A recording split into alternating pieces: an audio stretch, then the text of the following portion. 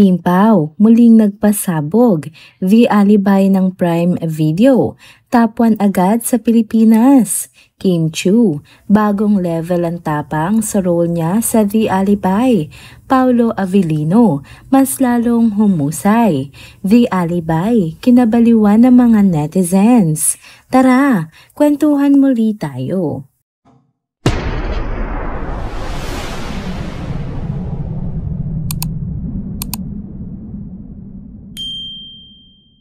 Hello mga ka-trenders! Welcome back muli sa ating channel. Kung bago pa lamang kayo dito, huwag nang kalimutang mag-like, mag-subscribe at i-hit na rin ang bell notification para lagi kayong updated sa mga balitang trending at napapanahon.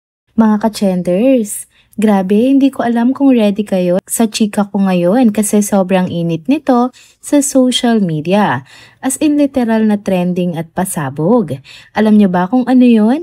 Ang bago lang namang series sina Kim Chiu at Paolo Avellino sa Prime Video na The Alibay.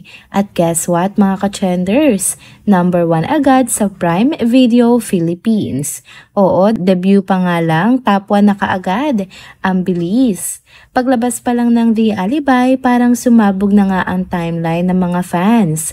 Lahat nagpo-post, lahat excited, at halos sabay-sabay nagsisigaw online na top 1 ng The Alibay sa Prime Video Philippines. Mapapagrabe, deserve ka talaga kasi obvious na pinagpagura ng buong team mula sa cast hanggang sa production. May mga fans pa nga na todo effort. Imagine, may nagkwento pa na inabot daw siya ng 8 oras kaka-register ng account ng nanay niya sa Prime Video para lang makapanood sila ng The Alibay ng sabay. Ganun katindi ang hype mga ka-trenders. Dedication level 100 talaga. Ngayon pagdating sa mga reaction, halos iisa nga lang ang sinasabi ng lahat. Solid ang story. Yung tipo ng palabas na pag nasimulan mo, hindi mo na mapipigilang tigilan. May mystery, may drama, may kilig, tapos bawat ending bitin talaga. Kaya ayun, halos lahat ng comments, puro next episode please. Ang dami rin pumupuri kay Kim Chiu sa portrayal niya bilang si Stella Morales. Marami nagsasabi na ibang-iba siya rito. Fierce, confident at classy kahit daring ang role. Alam mo yung sexy pero hindi bastos? Ganon, pinagsama niya yung pagiging elegante at tapang sa isang character.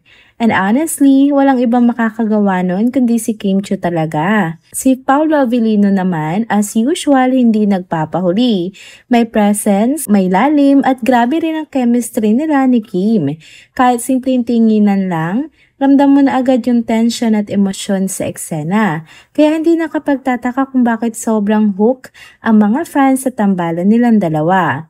Pero ang maganda pa dito, hindi lang siya trending dahil maganda ang visuals o sikat ang cast. Ang sabi ng mga viewers, ramdam mo raw talaga yung puso ng palabas. Halatang pinag-isipan at pinagpaguran. Mula sa cinematography, lighting, music hanggang sa bawat linya ng mga script. May lalim, may kwento at may mensaheng tumatagos. At syempre ang Kim Pao fans, todo celebrate. Timeline nila punong-puno ng pride at kilig. Ang iba nga tinawag pa ang Kim Pao supremacy kasi kitang-kita mo na hindi lang sila basta love team, kundi dalawang artistang nag-evolve at nag-level up. Kung tutuusin, hindi lang nakakagulat kung bakit top 1 agad ang The Alibay. Perfect combo kasi, magandang script, world-class direction, at solid na chemistry ni Kim at Paolo. Kaya bawat episode trending, bawat eksena pinag-uusapan at bawat karakter may impact. Ngayon mga ka-trenders, kwento ko lang ha, interesting talaga kung paano nga nabuo at gaano ka-special itong project na ito para sa dalawa.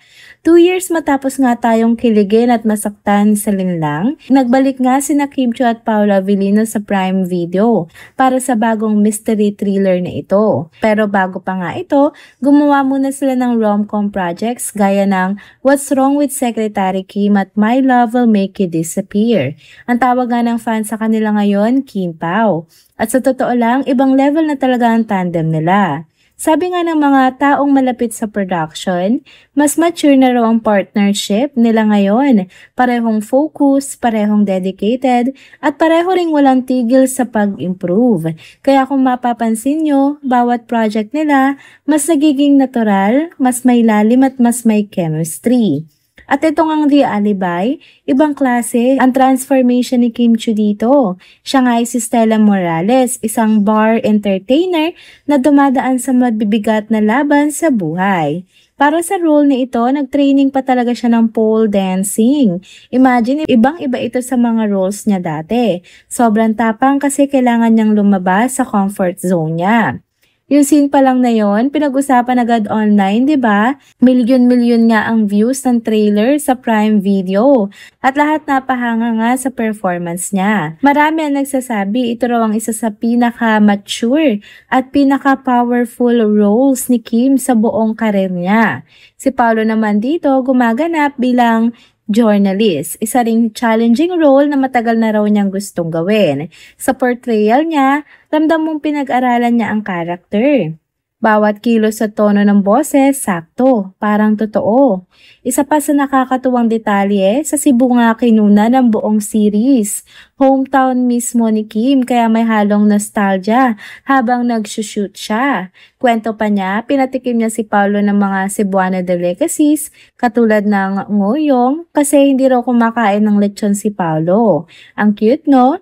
Sa gitna nga ng lahat ng pagod at hirap sa set, kita mo talaga kung gaano nila kamahal ang trabaho nila. At ngayon nga na nakikita nila ang resulta, tapon ba naman sa Prime Video tapos trending pa sa social media at puno nga ng papuri online, sulit na sulit lahat ng efforts nila. Kaya mga ka-chenders, kung gusto niyo ng palabas na may mystery, drama, kilig at world-class acting, panoorin niyo na ang The Alibi, now streaming sa Prime Video Philippines. Ang King Pao Tandem patuloy na nagpapatunay na hindi lang sila basta love team kundi dalawang artistang handang sumugal, mag-evolve at magbigay ng dekalidad na kwento. Nakaka-proud talaga, di ba? And there you go mga ka-chenders, dito na po muna nagtatapos ang ating isa na namang trending video update. Salamat sa inyong pagsubaybay at pagsama sa akin hanggang sa dulo ng video na ito. Pero bago kayo umalis, huwag niyo pong kalimutang mag-like, mag-comment, mag-subscribe at i-hit na rin ang bell notification para lagi kayong updated sa mga balitang trending at napapanahon. Kita-kits po sa susunod na video. Paalam!